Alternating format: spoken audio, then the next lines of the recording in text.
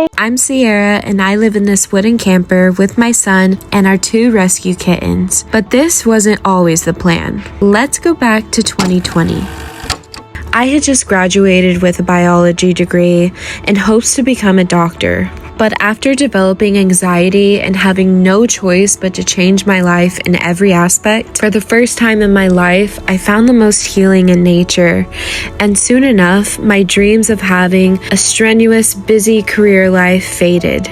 And I began to realize what was actually important in life. I deeply craved a slow life in nature where I was truly connected with the land and honoring my nervous system and cyclical rhythm as a woman.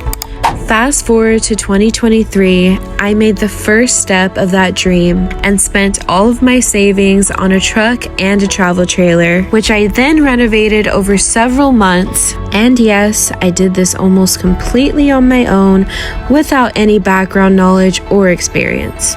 And after blood, sweat, and tears, this dark, outdated RV transformed into my dream, magical, cozy, tiny home, which is very much inspired by nature and fantasy like The Lord of the Rings and Harry Potter.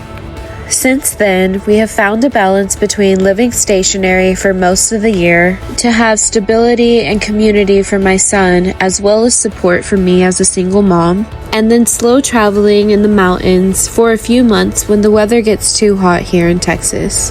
And despite the challenge of doing this lifestyle on my own, we have experienced true freedom while living for free on our public lands and being able to just pick up and go anywhere at any time. We have filled our lives with less stuff and more memories. And despite being on the road and not having a true home base yet, we have found home anywhere there's nature because we too are nature.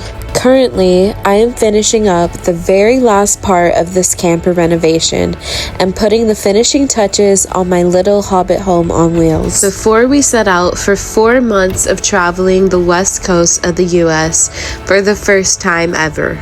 And by the way, I also plan to actively be searching for and saving up as much as I can for our dream land to act as a home base for us when we do return to Texas.